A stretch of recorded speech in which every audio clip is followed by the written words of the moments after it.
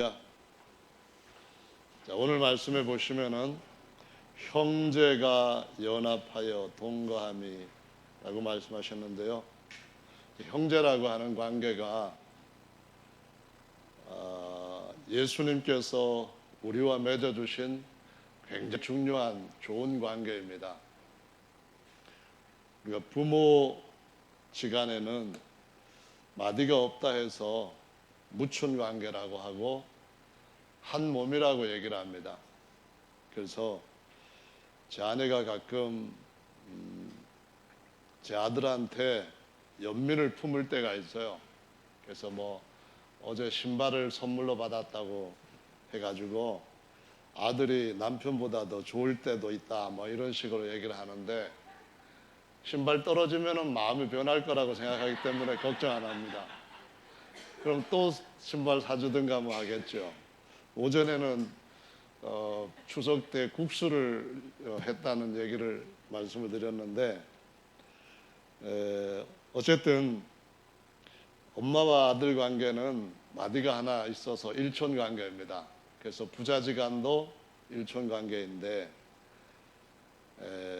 형제와 형제 관계는 부자지간 관계보다는 한 마디가 더 늘어난 이촌 관계가 됩니다. 그래서 우리 형제들이 서로 사랑할 때 아무리 가까워도 아내이면서 그리스도 안에 형제라 할지라도 두 마디를 넘을 수는 없습니다. 그래서 하나님 아버지를 한마디 관계로 맺어진 더 친밀한 사이이기 때문에 섭섭하게 해드리면 안 됩니다. 아무리 형제가 싫어도 더 가까운 아버지와 아들 관계인 하나님 아버지와 성도 하나님의 아들의 관계를 멀리 그렇게 늘 멀어지게 해주면 안 됩니다. 간격을 이격시키면 안 된다, 그런 말씀입니다. 우리가 인위적으로 이격시킬 수도 없지만은 또 마음으로라도 그렇게 해서는 안 되는 줄로 압니다. 그래서 형제 관계는 무엇보다도 하나님 아버지와 우리가 같은 아주 가까운 관계이고, 형제들 간에 어떤 좀 소원한 관계가 있다 할지라도 아버지를 생각해서 아버지의 뜻이 무엇인가를 쫓아 우리의 뜻을 굴복시키는 것이 반드시 필요하다고 우리 삶 가운데서도 알고 있고, 또 성경 말씀에서도 영적 관계에서도 그렇게 가르쳐 주신 것을 우리가 알고 믿고 있습니다. 근데 사실은 하나님께서 부자지간에 우리 관계보다 더 가까운 관계를 맺으시려고 한 것이 있는데, 그것이 뭐냐면은 부활한 모든 성도들을 한 새로운 여인으로 생각하셔서 우리의 전체 거듭난 영과 영이신 하나님 자신의 영과 영원히 무촌 관계를 만드시려고 하시는 것이 하나님이 하나님과 우리 아들들 사이의 부자지간의 관계보다도 더 가깝게 여기시는 관계라고 하는 사실을 보여주시고 있습니다. 그래서 갈라디아서 4장의 말씀에 보면은 이런 관계를 사람의 삶 가운데서 여실하게 보여주신 예가 아브라함의 집안 얘기입니다. 그래서 아브라함이 처음에는 하갈을 자기의 아내처럼 이제 맞이해서 이스마엘을 낳게 되죠. 근데 본처는 하갈이 아니라 사라입니다. 그래서 사라에게서 태어난 아들을 이삭이라고 하고, 그 이삭을 신약의 성도의 모형으로 가르쳐 주시고 있습니다. 그러면서 모든 신약의 성도들은 하나님 아버지께로 낳지만은 또 한편으로는 그 어머니는 하늘의 예루살렘이다라고 말씀하십니다. 그래서 하늘의 예루살렘이라고 하는 말은 다른 것이 아니라 거듭난 모든 성도들뿐만 아니라 신약 시대가 오기 전에 아담으로부터 시작해서 이 언약의 말씀을 그림자와 모형을 보고 옛 언약들을 지켜왔던 모든 사람들, 그래서 예수님이 오셔서 그것을 온전케 해주심으로 생명의 부활에 참여한 모든 사람들이 바로 하나님의 신부라고 하는 한 여인의 몸에 연합된 지체로 자리를 잡는다는 것을 가르쳐주고 있습니다. 그래서 우리는 하나님 아버지와 하나님께서 이미 이루신 것처럼 보시는 그러한 신령한 우리의 하늘 어머니의 뜻을 쫓아서 사는 것이 매우 중요합니다. 아주 중요합니다. 이것을 우리가 다른 말로 하면은 영적인 효도다라고도 할 수가 있는 것입니다. 그래서 우리 형제들끼리는 좀 트러블이 있다 할지라도 하나님 아버지의 뜻, 우리의 하늘의 어머니의 뜻이 무엇인지를 알고 그 뜻을 우리가 따라가는 것이 성숙한 아들들의 태도, 아들들의 삶이라는 것을 가르쳐 주시고 있습니다. 웬만한 집에는 명절 때 형제들이 모이면은 화기애애하고 온기 가득하고 또 뭐 그 사랑, 행복 이런 것들이 주는 대로 더 많이 받고 받는 대로 더 많이 주고 이렇게 좋은 분위기를 만들어냅니다. 그런데 좀 집이 그렇지 못한 집안도 있어서 모이면은 없던 일까지 긁어내는 집이 있습니다. 그래서 어떤 형제는 뭐 부모님이 큰형만 사랑해가지고 왜 재산은 형한테 더 많이 주느냐, 뭐 여기서부터 시작을 해서 한 잔씩 술이 들어가게 되면은 어렸을 때 부모가 너는 정말 위해줬는데 나는 정말 못되게 아들 취급도 딸 취급도 제대로 안 해줬어 하면서 막 서로 옛날 이야기들을 끄집어내면서 감정들이 서로 오고 가고 해가지고 결국은 명절 필요 없다, 우리 모이지 말자 이러는 가정들도 늘어나고 있는데요. 이런 세상의 가정에 대해서도 참 보기 좋지 않다 생각하는 것처럼 이 하늘에서 영원히 누려야 할 가족들은 더더구나 하나님 앞에서 우리 아버지도 돌아가시지 않을 거고 우리 어머님도 안 늙고 계속 신부로 계실 거고 우리도 맨날 그 아버지 집에서 그냥 끊임없는 매일 명절을 누려야 될 터인데 싸우면은 그럼 싸우는 관계로 거기 가게 되면은 거기도 천국이 아니고 천국과 같지 않는 아주 정말 고통스러운 장소가 될 수 있지 않겠느냐 생각을 합니다. 그래서 이 땅에서 그런 것들은 아예 다 극복하고 하나님 아버지 집에 다 아름답게 가도록 주님이 우리에게 은혜를 베풀어 주시기를 예수님의 이름으로 축원합니다. 아멘. 하늘의 형제 관계는 영원합니다. 육체는 일단 이 땅에서 흙으로 돌아가게 되면은 부모로부터 받았던 육체는 끝이 납니다. 우리가 하나님께로부터 받은, 아버지께로부터 받은 우리 영의 새로운 출생 또는 사망에서부터 이긴 영원한 부활, 이런 관계로 맺어져 가는 것을 생각해 보면은 이 땅에서 육체적인 형제로 살아가는 우애도 중요하지만은 하나님 아버지로부터 태어난 하늘의 가족으로서 그리스도와 형제가 된 이것은 더더구나 중요하기 때문에 이것을 가볍게 여기는 것은 아주 잘못하는 것이라는 것을 우리 모두가 다시 한번 생각하게 되기를 바랍니다. 예수는 우리에게 두 가지로 형제가 되셨는데 첫 번째로는 구속자가 되기 위해서 범사의 우리와 같은 혈육을 가진 형제가 되셨습니다. 구속자의 조건은 반드시 값을 낼 수 있도록 뭔가 값을 가져야 되는데 죄에서부터 구속을 하기 위해서는 죄값을 가져야 된다는 거죠. 그것은 바로 피 흘림이 필요하다는 것입니다. 그런데 하나님은 우리의 구속자가 되시려고 해도 영으로 계시는 동안에는 피가 없으시기 때문에 구속자 조건을 갖출 수가 없습니다.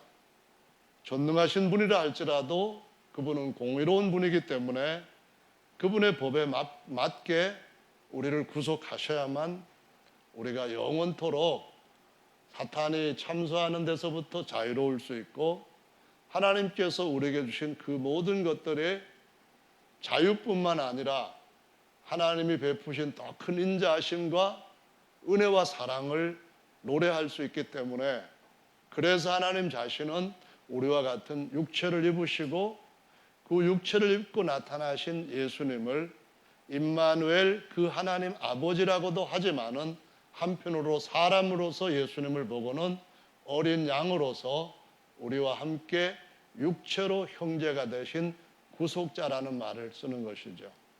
그래서 예수님은 첫째로는 구속자 조건을 갖추기 위해서 피를 가지셨는데 그 피를 단지 짐승의 피를 가지고 구속하신 것이 아니라 가까운 친족이 되심으로 구속자가 되셨다는 겁니다. 동물들 많이 있었지만은 그걸 가지고서는 구속이 안 되고 죄를 덮어주는 정도밖에 안 됐는데 그분이 완전한 사람으로 사람 중에 우리와 같이 육체를 가지고 있고 피를 가지고 있는 혈육으로 오셨기 때문에 그래서 우리와 친족이 되셨고 친족이 되셨기 때문에 우리의 구속자가 되셨다는 겁니다. 그래서 형제가 된다고 하는 것은 예수님이 이렇게 놀라운 은혜를 십자가를 통해서 우리에게 주셨다고 하는 사실을 바탕에 깔고 있는 겁니다. 이거를 부인하는 행동을 하거나 이것을 거부하는 어떤 생각하는 것마저도 우리는 그의 거룩한 보혈을 무시하거나 부인하는 것과 같은 잘못을 저지르는 것입니다. 그분의 피로 죄사함을 받았다는 것은 우리가 그분의 이름으로 침례를 받고 그의 죽으심과 장사에 함께 들어갔다고 하는 것이기 때문에 누구든지 예수 그리스도 이름으로 침례를 받은 형제들한테 대해서는 그분의 피가 그분과 예수 그리스도와 형제가 되셨고 우리도 그 이름으로 침례를 받을 때에 우리도 그 예수님과 형제가 되셨고 우리가 그분과 형제가 되었을 뿐만 아니라 그 예수님의 이름으로 침례를 받은 모든 사람들이 혈육으로 친족이었기 때문에 구속함을 받았다고 하는 이 분명한 중요한 사실을 절대로 놓쳐서는 안 된다는 것을 주님이 말씀을 하시고 계시는데 그것을 어디에서 확인할 수 있는가 하면은요, 계시록 21장부터는 모든 옛것은 지나가고 새것이 도래한 때를 기록한 말씀입니다. 계시록 22장의 말씀에 보면은 보좌에 앉아 계시는 분을 가리켜 뭐라고 말씀하시는가 하면은 하나님과 어린 양이라고 표현합니다. 어린 양이라고 하는 것은 하나님이 자기 피로 자기 교회를 죄에서부터 사망에서부터 사셨다고 하는 것을 영원토록 그 보좌에서부터 증거하고 계신다는 것을 보여주는 것입니다.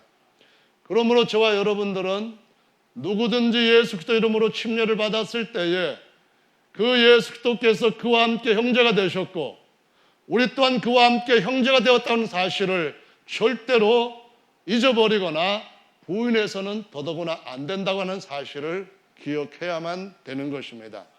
이거는 우리가 만든 법으로 바꿀 수 있는 것이 아닙니다. 이것은 그 어떤 사람들의 조직이 만든 원칙이나 규율이나 법이나 아니면은 헌법이라 할지라도 하나님께서 자기 피로 구속하신 이 관계를 영원토록 끊을 수 없다고 하는 사실을 보여줍니다. 그 보좌에 앉아 계시는 하나님과 어린 양께서 영원토록 그것을 증명하는 줄로 믿으시기를 예수님의 이름으로 축원합니다. 아멘. 두 번째, 그분이 우리와 형제가 되신 것은 그는 하나님께로부터 태어난 독생자이셨습니다. 독생자라고 하는 말은 스스로 태어난 아들이라는 뜻은 아닙니다. 스스로 태어날 수 있는 사람은 아무도 없습니다. 더더구나 스스로 태어난 하나님이라는 말은 전혀 아닙니다. 독자는 모노라고 하는 의미로서 모노레일 할 때도 같은 단어를 쓰는 겁니다. 유일하게 홀로 또는 외아들이라는 그 외자의 의미로서 유일하게 태어난 아들이라는 것입니다. 하나님께로부터 하나님이 낳으신 아들이 돼 유일한 아들이라는 의미입니다.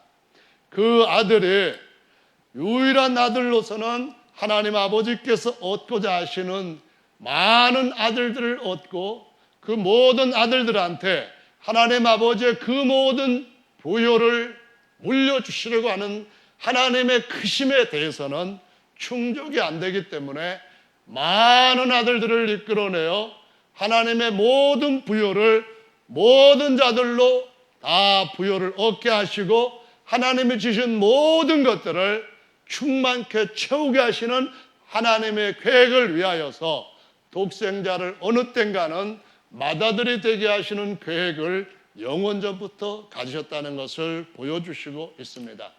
그래서 그분은 그 자신이 이루어 놓으신 물과 성령으로 거듭나는 진리의 말씀을 통하여 우리를 다시 낳으심으로 거룩하게 하시는 자와 거룩하게 함을 입은 자가 다 하나가 되는 놀라운 복에 들어가게 하셨습니다. 창세전부터 나와 아버지께서 함께 하셨던 그 영화로서 이제 다시 한번 나를 십자가 지는 이 수치와 고통에서부터 아버지 뜻대로 이끌어내시고 나를 다시 아버지 보좌 우편에 앉게 하셔서 하나님의 후사로서 아버지와 아들로서 하나님과 어린 양으로서 그 보좌에 앉아 영원토록 만유에서 만유를 충만케 하시는 하나님의 후사로 살게 하시되 그 보좌에 나와 아버지만 앉는 것이 아니라 저들도 진리의 말씀으로 저들도 물과 성령으로 거듭나는 복음의 말씀으로 다시 태어나게 하셔서 우리 안에서 우리와 같이 하나가 되게 하시고 아버지께서 내게 주신 영광을 저들도 보게 하시기를 원합니다 하는 그 주님의 기도를 그대로 이루어가고 계시고 지금도 그 뜻은 아무도 막을 수 없도록 전진하고 있는 줄로 더 완벽하게 성취되어 가고 있는 줄로 믿으시기를 바랍니다. 그래서 그분의 아들의 영을 부활하신 아들의 영을 그분의 아들의 영을 아버지와 하나가 되신 그 아들의 영을 우리 가운데도 보내셔서 우리로 하여금 우리도 동일하게 그 하나님을 아버지라고 부를 수 있는 형제가 되게 해 주셨습니다. 그가 교회 가운데서 형제들 가운데서 함께한 아버지를 찬송하게 해 주셨다고 말씀합니다. 천사들 중에 그 누구에게 내가 오늘 너를 낳았다고 한 적이 없지만은 하나님께서 그 아들의 영을 우리 속에 불어넣어 주심으로 우리의 죽었던 영이 다시 살아나게 하시고 우리의 종이었던 낮은 신분을 천사들까지 영원히 종으로 부를 수 있는 하나님의 아들의 신분들로 바꾸어 주신 것을 보여주시고 있습니다. 그래서 그분은 우리에게 맏형이 되셨습니다. 하나님의 맏아들의 형상을 본받게 하시기 위하여서 미리 정하셨고 그가 다시 맏아들로 세상에 다시 들어오실 때에 우리의 낮은 몸을 자기의 영광에 신령한 영화로운 몸과 같이 변케 하실 것이라고 약속하시고 있는 것입니다. 그래서 그날까지 우리는 형제가 되었다고 하는 사실을 잊어서는 안 됩니다. 첫째, 그의 겉사람을 통하여 우리는 우리의 모든 죄를 용서받았고 둘째, 그의 아들의 영을 통하여서 우리는 모두가 다 그리스도 예수 안에서 한 형제가 되었다고 하는 사실을 잊어서는 안 됩니다. 그러므로 우리는 몸을 지켜야만 합니다. 어떤 일이 있어도 몸을 해치는 것은 그리스도를 해치는 것이라는 사실을 잊어서는 안 됩니다. 바울은 하나님께 대한 열심히 특출한 사람이었습니다. 그런데 진리를 몰랐기 때문에 하나님의 성도들을 박해했습니다. 스데반 집사를 돌로 쳐 죽이는데 옳다는 증인으로서, 공회원으로서 그 임무를 수행했습니다. 다메섹으로 가서 예수를 믿는 성도를 잡아다가 옥에 가두고 두드려 패고 때로는 죽이는 일에도 그는 적극 가담했던 사람입니다. 그렇지만 그의 마음속에는 하늘의 아버지에 대한 말씀을 굳게 지키겠다는 깨끗한 양심과 열정이 있었습니다. 이것이 있다면 누구나 다 주님께서 부르실 것입니다. 이 마음만 있다면, 이 선한 양심이 있다고 한다면 누구나 다 주님께서 바울처럼 쓰실 수 있는 줄로 믿으시기를 바랍니다. 우리 모두가 다 전에는 진리를 알지 못했습니다. 하나님의 은혜를 받아서 하나님께서 우리에게 진리를 통하여 죄 사함의 은혜를 입게 하셨습니다. 하나님께서 우리에게 진리의 말씀을 듣고 순종함으로써 하나님의 아들들로 다시 태어나게 했습니다. 이제 우리가 해야 되는 것은 오직 진리를 위할 뿐입니다. 사랑은 진리 없이는 사랑이지 않다고 말씀합니다. 모든 사랑은 진리 위에서 세워질 수밖에 없다는 것을 말씀하시고 있는 것입니다. 그래서 우리는 진리로 연합한 이 아름다운 교회에 주님을 섬기는 특권을 누리고 있는 것입니다. 3세기, 4세기부터 교회는 진리를 잃어버리기 시작했습니다. 1517년에 루터가 가톨릭교회 사제로서 뛰쳐나왔을 때에 그의 동기는 단지 로마에서 돈들이 바티칸으로 넘어가는 것을 막기 위하여 세상의 지도자와 손을 잡았습니다. 그러다가 결국은 가톨릭교회로부터 추방을 당하게 되었습니다. 거기서 루터교가 새롭게 탄생을 합니다. 그 이후에 장로교가 탄생을 하고 그 후에 또 다른 종파들이 탄생을 합니다. 1901년 초에 가장 보잘것없는 조그만 베델 신학교라고 하는 작은 곳에서 보잘것없는 신자들이, 보잘것없는 학생들이 하나님의 말씀을 연구하다가 성령으로 침례를 받는 그 약속은 하나님이 얼마든지 부르시는 모든 자들에게 하신 것이라는 말씀을 듣고 이 약속이 오늘날 우리에게도 일어난다고 하는 확신을 갖고 기도하기 시작했습니다. 1901년 1월 1일 한 나이든 여성이 성령 침례를 받게 됩니다.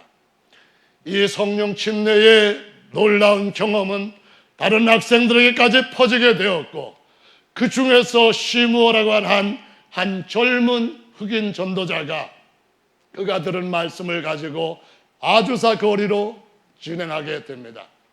시무어는 흑인이었습니다. 당시에 백인들한테는 인권 대접을 제대로 받을 수 없는 사람이었습니다.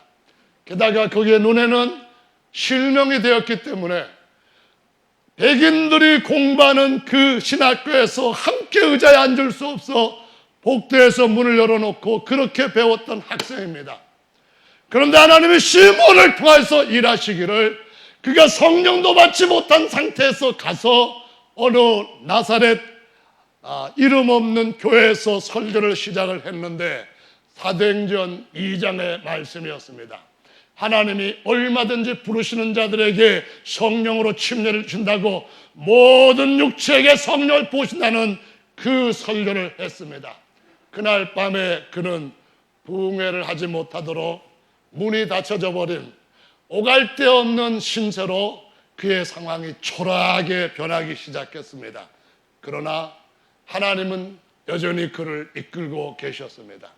그가 기도하기 시작했고 사람들은 그의 기도하는 모습을 이끌 보다가 그가 성령 침례를 받게 되었을 때에 그 약속은 그에게뿐만 아니라 다른 사람들 앞에 불같이 퍼지는 역사가 나타났습니다.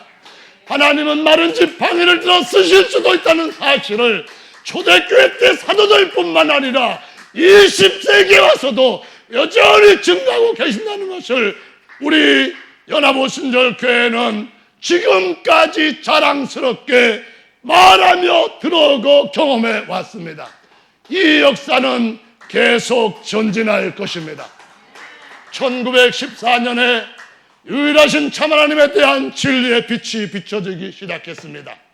아버지와 아들과 성령이라고 하는 삼일체 교리가 아니라 초대교회 성도들이 믿었던 것 같이, 사도들이 증거했던 것 같이, 신약 성경에 기록되어 있는 것 같이 예수께서 아버지와 아들과 성령이라는 진리의 빛이 비추기 시작했습니다. 예수 이름으로 침례를 다시 받아야 된다는 이슈가 드디어 나타나기 시작했습니다. 논쟁이 일어났습니다. 오순절 교파를 이루고 있던 목회자들 중에 한 사람도 연합오순절 교회 목회자는 없었습니다. 모두가 다 장로교, 감리교, 침례교, 성결교 전부 다 각각의 교단에서부터 오직 하나님의 진리의 말씀을 쫓아나왔던 사람들이 오순절 교단을 이루었습니다. 그런데 그 무리 가운데서 유일하신 참 하나님에 대한 진리가 빛을 발하기 시작하자 토론과 논쟁이 일어나게 되었습니다. 성경에 무엇이 진리인지를 결정짓겠다고 해서 2014년 목회자들이 모였습니다. 성경에 있는 가르침들을 따라가겠다고 약속하여 모인 그 자리에 첫 번째 강론이 일어났습니다. 모든 성경의 말씀은 오직 예수 그리스도 이름으로 침례를 받는 것뿐이라고 증거를 했습니다.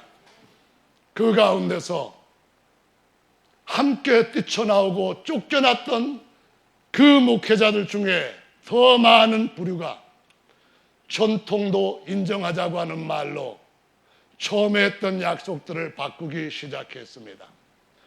교회사에 일어났던 성부, 성자, 성실의 이름으로 침례를 주는 것도 우리가 더 이상 핍박을 받지 않기 위하여서 우리가 취할 수 있는 노선이라고 하는 이론을 내놓기 시작했습니다.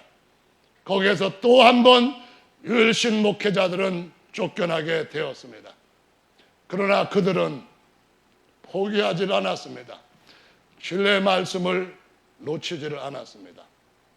끝까지 그들은 하나님의 말씀을 쫓아 그들의 행진의 걸음을 오직 주님만 바라보며 나아갔습니다.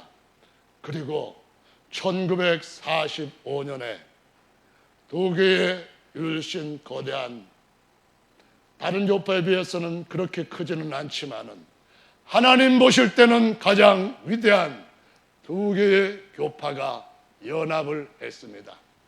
유나이티드 펜테코스탈이라는 말이 그때 그런 연합을 통하여서 오게 된 것입니다. 형제 자매 여러분, 오늘날 우리가 오늘 시편 133편의 말씀을 읽으면서 우리는 똑같이 진리를 향하여 나가는 그 전진을 멈춰서는 안 된다는 것을 다시 한번 새롭게 우리 마음속에 일으켜야만 합니다. 우리는 똑같이 예수 이름으로 침례를 받는 모든 형제들은 연합하여 동거해야 된다는 분명한 하나님의 뜻을 우리 가슴 속에 새기는 일을 다시 해야 되는 줄로 믿으시기를 바랍니다. 우리는 그 무엇으로도 그분의 형제 되신 이 두 가지의 중대한 관계를 끊을 수가 없습니다. 내가 한길교회 저기 시골에 한질 그 화성에 있던 교회에서 목회를 마치고 개척을 나오는 1990년도였습니다. 편지를 타이핑을 쳐서 서달서 목사라고 하는 당시의 유명한 목회자한테 유일신과 예수 이름 침례에 대해서 증언을 했습니다. 한참 후에 어느 날 답이 왔습니다. 예수 그리스도께서 구약의 그 야훼 하나님이라는 것을 모든 목회자들과 신자들한테 가르쳤다고 했습니다. 지금까지 침례를 줘왔는데 이번에도 침례를 192명 정도가 받았고 그 중에서 어떤 목사는 4번째 세례를 받았다는 간증까지 했습니다. 그리고 그들이 또다시 다른 사람들한테 사도들이 증거했던 이 말씀, 1900년, 1914년에 나타났던 새로운 말씀을 증거했는데 그 교회에서 말씀을 듣고 그 야훼 하나님을 믿는 사람들이 우리 교단에서 나온 책들을 번역을 해서 나누어주고 있습니다. 똑같은 책을 두 종류로 똑같은 내용으로 인쇄를 해서 무료로 나눠주고 있습니다. 이 책들은 예수께서 아버지와 아들과 하나님의 성령으로 하나님께서 더 많은 사람들 앞에 우리에게 맡겨주신 이 진리의 말씀을 전파하는 일에 어디에 있든지 한 우리 가운데로 연합되어야 된다는 사실을 보여주고 있습니다. 이 책 내용은 여기서 그친 것이 아닙니다. 종말에 대한 책을 1990년도 말에 썼습니다. 그 책을 읽고 그 책을 그 당시에 92년 예수님 오신다고 믿었던 한 목회자가 받아들였습니다. 거기에 우리 정영길 집사님과 같이 가서 유일하신 하나님과 물과 성령으로 거듭나는 것과 예수님의 재림에 대한 것을 가르쳤습니다.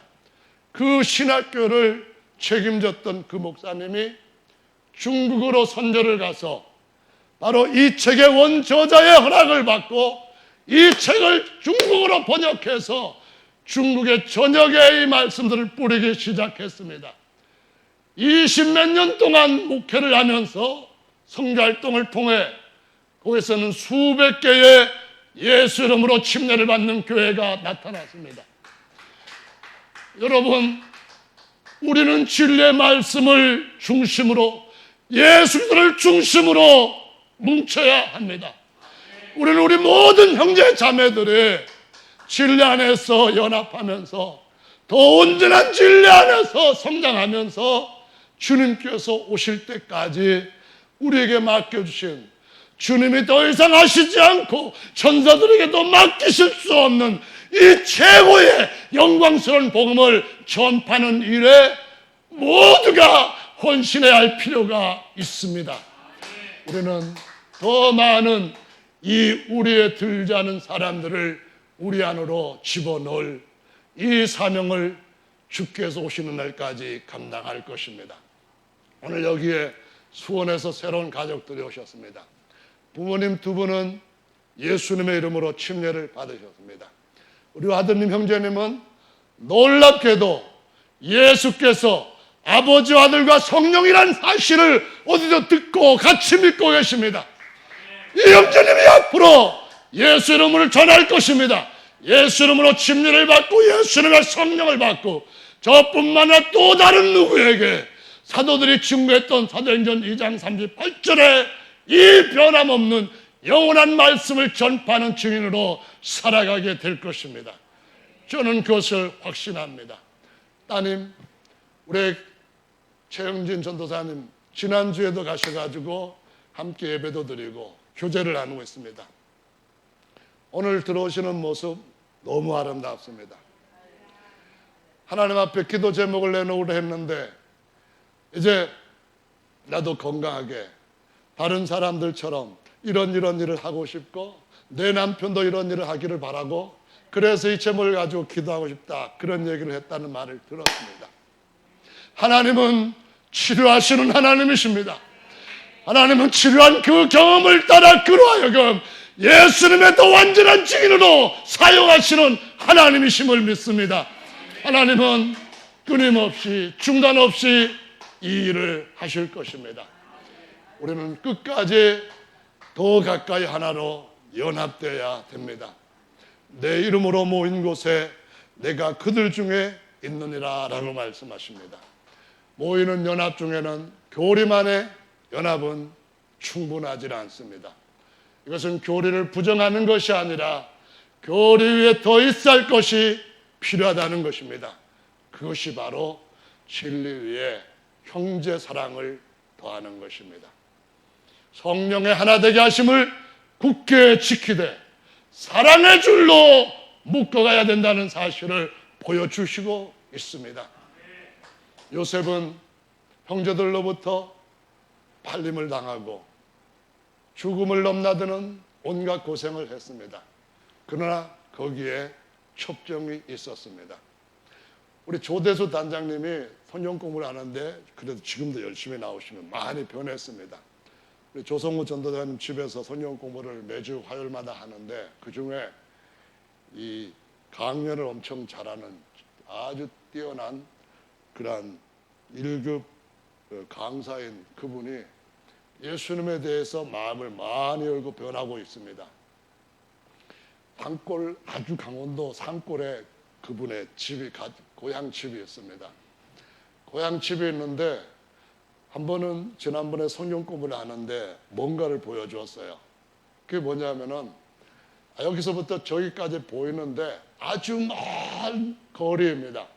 그런데 버스는 못 다니고 승용차 정도만 다닐 수 있도록 산을 딱 굴을 뚫어 가지고 여기서 차 한 대가 지나가면은 저기서 차같이 오면은 비켜나갈 수 없는 좁은 터널입니다. 왜 이 터널을 만들었는가 하면은 물을 막아 가지고 그 동네가 침몰될 것이기 때문에 침수될 것이기 때문에 그 물길을 위해서 길을 똑바로 뚫었는데 사람이 서서 한 이 정도 될 정도로 그 길을 뚫은 겁니다. 오가는데 불이 하나도 없어요. 그냥 깜깜한 상태에서 앞에 저기 나갈 구멍 하나만 딱 보이고 있는 그러한 터널입니다. 근데 그 동네 사람들이 아마 한 100몇 가구인가 살고 있는 것으로 알고 있는데 그 길을 이용을 합니다. 그 길로 들어가고 그 길로 나옵니다. 서울 갈 때도 그 길로 나오고 서울에서 집으로 갈 때도 그 길로 들어갑니다. 근데 또 그 길 외에 사람이 다니고 버스가 다니는 길이 있습니다. 산에 등성이를 따라서 꼬불꼬불꼬불 해가지고 들어가는 길입니다. 그런데 사람들은 기름도 덜 들고 시간도 절약되니까 그 길로 갑니다. 더 빨리 갈 수 있어서 그 길로 갑니다. 불은 없습니다. 깜깜합니다. 그런데 직선으로 뚫려 있습니다. 성도 여러분, 바로 요셉이 애굽의 총리가 되는 길은 그런 길이었습니다. 굽이 쳐가는 그런 길로 간 것이 아니라 고든 길로 처음 들어가는 입구와 마지막 나아가는 출구를 보면서 갈 수 있는 길입니다. 불도 없지만은 여전히 앞에 보이는 것은 나갈 수 있고 빨리 갈 수 있다고 하는 확실한 소망과 그리고 기대가 있는 그런 길입니다. 요셉은 형제들을 사랑하는 법을 배우게 됩니다. 요셉은 자기의 어머니에게서부터 태어난 베냐민을 형제들로 하여금 사랑받게 하는 그와 같은 모습을 확인하게 됩니다. 마지막 주께서 오실 때에 형제 사랑의 교회를 주님이 부르실 줄로 믿으시기 바랍니다. 에스겔서 37장에 보면은 주님이 2개의 막대기를 꺾어서 하나로 만드신다고 말씀합니다. 연합은 중요합니다. 끝까지 연합은 중요합니다. 끝까지 우리는 주께서 우리를 지키게 해주신 이 가치를 놓쳐서는 안 되는 줄로 믿으시기를 바랍니다. 에스겔서 34장에 이런 말씀이 있습니다.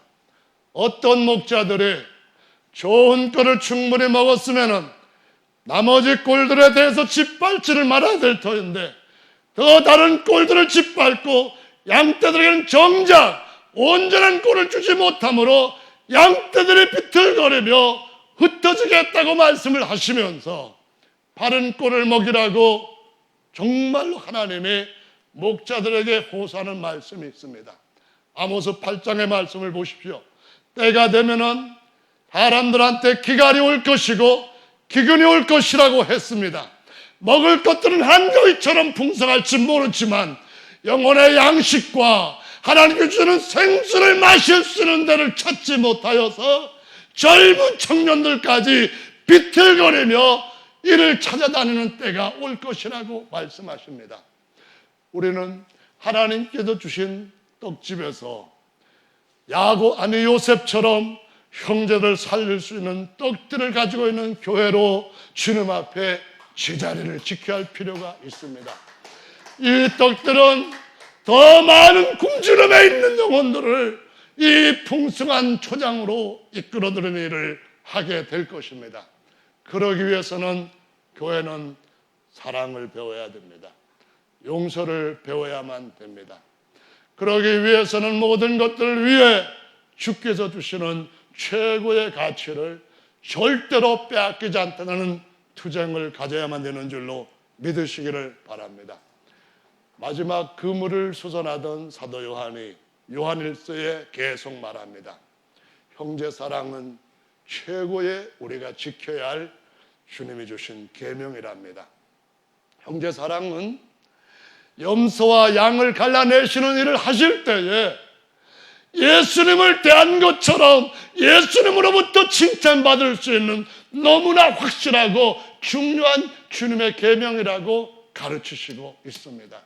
그러므로 형제 자매 여러분, 주께서 한 몸 되게 하신 이것을 굳게 지키는 일에 우리의 믿음을 든든하게 이렇게 세우는 이 정말 주님이 아버지로서 기뻐하시는 일에 또 다른 많은 사람들도 참여할 수 있게 하는 앞잡이가 되어야 되고, 또 차를 이끌어가던 메카차처럼 견인차 역할을 할 수 있는 저와 여러분들이 되시는 것이 합당한 줄로 믿습니다.